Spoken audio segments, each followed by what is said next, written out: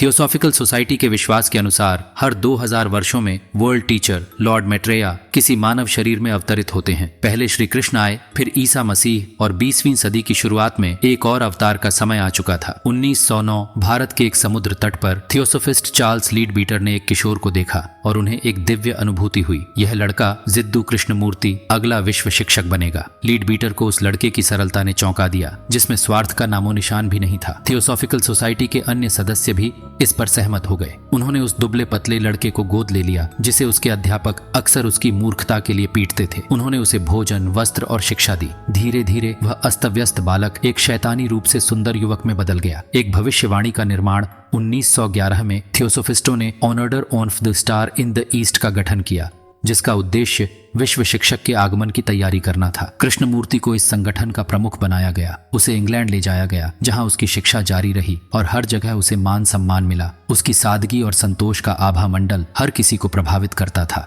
धीरे धीरे कृष्णमूर्ति को दिव्य अनुभूतियां होने लगी। 1922 में उसने घोषणा की, मैंने आनंद और अनंत सौंदर्य के झरने से पिया है, मैं ईश्वर मग्न हूँ। अगले कुछ वर्षों में उसने कई साइकिक एक्सपीरियंसेस किए, जिन्हें थियोसोफिस्टों ने विश्व शिक्षक के संदेश के रूप में देखा। लेकिन असलियत कुछ और थी। कृष्णमूर्ति ने एक अलग सच्चाई को जाना। सत्य भीतर से आता है। कोई ईश्वर, कोई गुरु, कोई सिद्धांत आपको इसका बोध नहीं करा सकता। मैं भी कोई ईश्वर या अवतार नहीं हूँ, मैं भी एक सामान्य मनुष्य हूँ।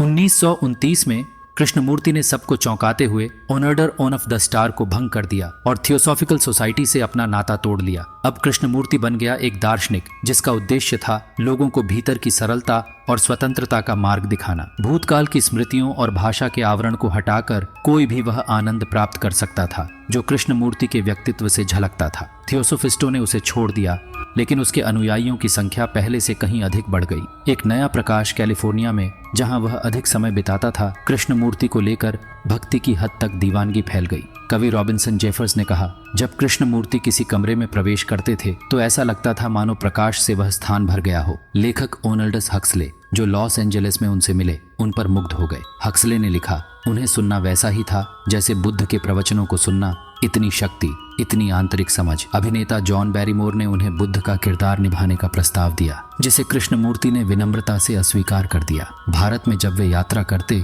भीड़ में से हजारों हाथ उनकी एक झलक पाने को उठते। लोग उनकी कार के खुले शीशे से उन्हें छूने की कोशिश करते। कुछ तो उनके सामने दंडवत हो जाते। लेकिन इस अंधभक्ति से कृष्णमूर्ति धीरे धीरे और अधिक दूर हो गए। उन्होंने स्वयं के बारे में भी तीसरे व्यक्ति में बात करना शुरू कर दिया। असल में अपने अतीत से लिबरेटेड होकर नई दृष्टि से संसार को देखना, यही उनका दर्शन था। लेकिन विडंबना यह रही कि जितना वे स्वयं को अलग करते गए, लोगों का प्रेम और भक्ति उतनी ही बढ़ती गई। उनके अनुयायी उनके थोड़े से ध्यान या स्नेह के लिए आपस में होड़ करने लगे। विशेषकर महिलाएं उनके प्रति गहरी भावनाएं विकसित करने लगीं। हालांकि कृष्णमूर्ति आजीवन ब्रह्मचारी रहे। यह थी एक साधारण से दिखने वाले लेकिन भीतर से प्रज्वलित व्यक्ति की कथा, जिसकी सरलता ही उसका सबसे बड़ा करिश्मा बन गई। कृष्णमूर्ति को न तो गुरु बनने की इच्छा थी और न ही करिश्माई व्यक्ति बनने की, लेकिन अनजाने में ही उन्होंने मानव मनोविज्ञान का एक ऐसा नियम खोज लिया जिसने उन्हें भीतर तक विचलित कर दिया। लोग यह सुनना नहीं चाहते थे कि शक्ति वर्षों की साधना और अनुशासन से आती है। वे यह मानना पसंद करते थे कि शक्ति जन्मजात है, आपकी खासियत है, आपके व्यक्तित्व का चमत्कार है। वे यह भी आशा करते थे कि गुरु के निकट रहकर उसकी दिव्यता का थोड़ा सा अंश उन पर भी छिटक जाएगा।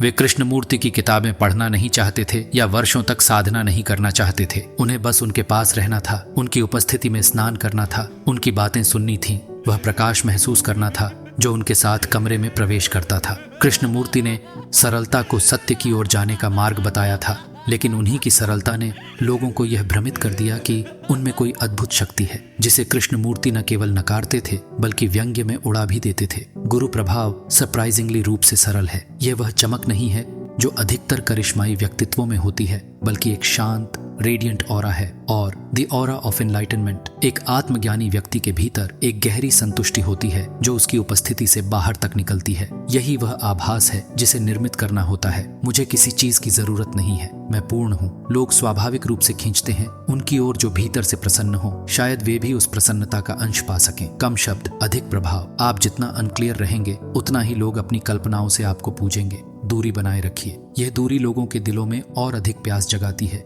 आपकी एक हल्की सी मुस्कान, एक साधारण दृष्टि उनके लिए वरदान बन जाती है। गुरु का यह कॉम्बिनेशन कंटेंटमेंट और डिटैचमेंट सबसे घातक करिश्माई मिश्रण बन जाता है।